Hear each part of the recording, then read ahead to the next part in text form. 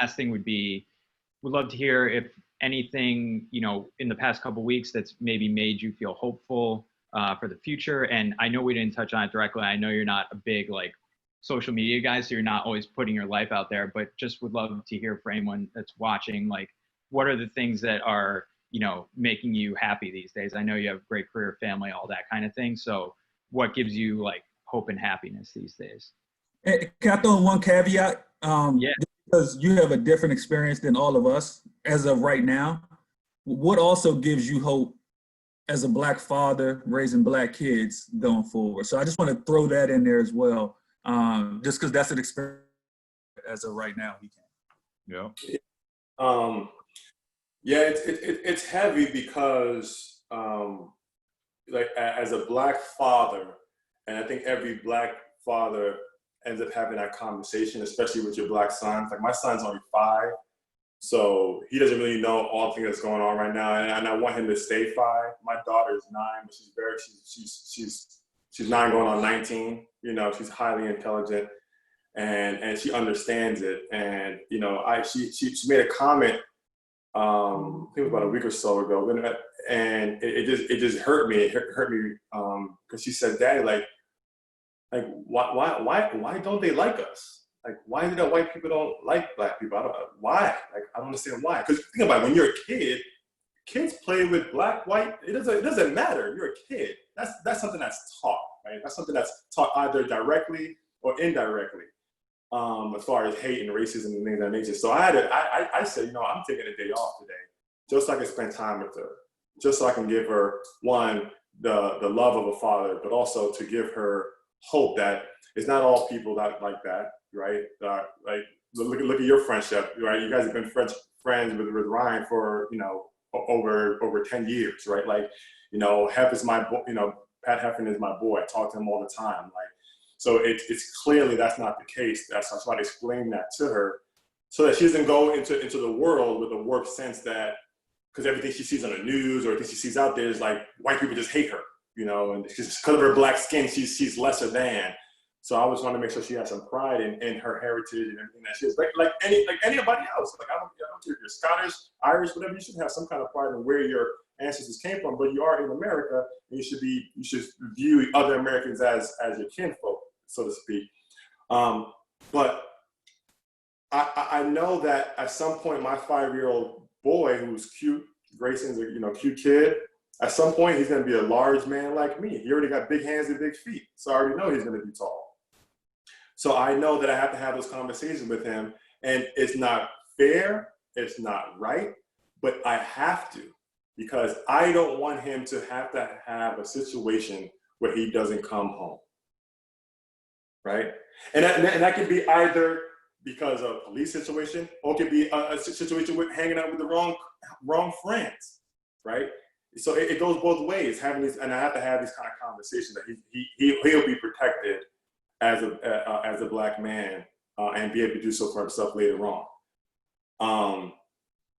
Something that someone showed me, and this comes back to the whole thing about hope. I'm a little bit of a history buff too, but someone told me that roughly about every 80 years, you have this kind of man-made global type of big issue where things just kind of flare up, war or whatever it is, right? And I was like, really, is that true? So this is years ago, I always check what happened 80 years before. And the reason why this person told me this is because the thing is that those who experienced either atrocities that happened 80 years ago or around that time, they start to pass away.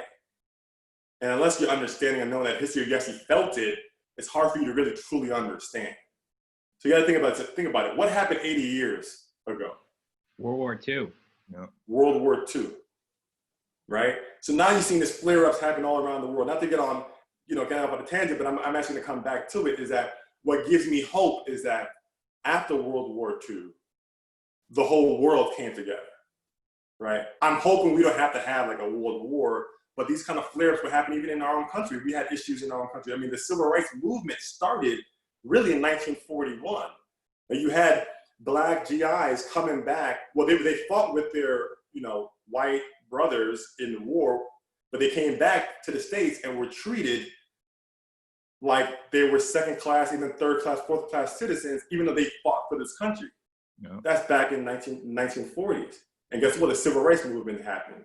So my hope is that if history is going to repeat itself, I hope it doesn't repeat itself to the max or to the fullest as far as wars and everything else, is that at some point people are going to listen. And I think people are listening now. You've seen tremendous amount of response from companies and people to actually hear and listen and actually throw money at this thing, that we can actually really have lasting change. Yeah, that's that's a really interesting thought. And yeah, as soon as you said 80 years ago, I was like, yep, you're right. Yeah, it was a, Yeah, well, it was a bunch of stuff happening during that time too, though. You Yeah. think about, The dropping knowledge, man. That's what he does. all Yeah. the time. Yeah. Yeah, and like the last thing that brings up is like, and you know, different strife at a different time, but like a couple years ago I went to Amsterdam for the first time, and I went to like the Anne Frank house, which is obviously such like a somber, Man. sad place. And we're like in one of the weirdest things that's ever happened. As it so happened, the day that I went there was also like the Pride Parade in Amsterdam, which is all along like the canal, which is literally right next to where it was. So it was this like weird juxtaposition. But at the same time, I thought of like the people that like held down, you know, that were tyrants to Anne Frank and people like her. How much would they hate it that now there's this Pride Parade going on, you know? And so that was like a sign of somewhat of change. And yeah, I hope that, you know, in with racial inequality in particular, we can, you know, make the most meaningful change we have at this point. But yeah, Yuka, thanks so much for joining. We thought of you as someone that would be like a really smart, great person to talk about, and maybe a little basketball thrown in too. And I think we were right on that front. So thanks so much for joining, and yeah, best of luck to you and your family. And you know, we're excited to stay in touch. Yeah, thanks for having me. I appreciate it. It's great seeing you guys. You guys are my brothers. Love you all. Here's Grayson. Say what's up, Grayson. Hi. What's up, Grayson? What's up, Grayson? What's up, bud?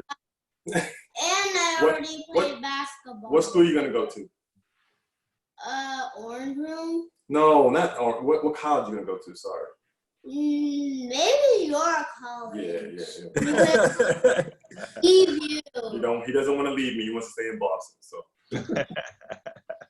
Hey, your mom lost that bet too, so we'll see if he ends up staying home. Yeah. But no, guys, I appreciate it. This was awesome. I like what you guys are doing. I think that they're having these conversations and bringing awareness, and it's just making sure that people get a better understanding where others come from, right? I think that again, if we don't have the dialogue and we don't listen, nothing will ever change. So it's good to have things like this. I hope you guys keep doing this, you know, and you know, spread the word. And I think things will be back, not back. I think things will be better than they are today. Yeah, Thanks, absolutely. thanks for everything.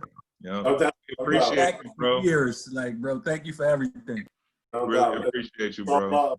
love, man. I'm proud of you guys. I'm proud of all three of y'all, man. We got to set a weekend when we all heading back to campus. We got to set a weekend. Oh man, y'all told me today. I'll wear my BC mask too. We're gonna do this. Is it end of the summer or the beginning of fall? Is it around that time? It's whenever y'all let me know. I'll take y'all out. We got to see what happens with football. If we're allowed to have reunions by next year, it's our 15-year reunion, so maybe we can do that. It'll be my 15-year too. Yeah. Let's do it. Let's do it. Yeah. All right. Well, thanks so much, Yuka, and we're excited to you know, to stay in touch, and definitely big things ahead for Grayson in his life too, and hopefully you know, really amazing things. So thanks for joining. No doubt. We appreciate you and we love you, bro. All right, peace, brother. Love y'all, man. Yeah. All right.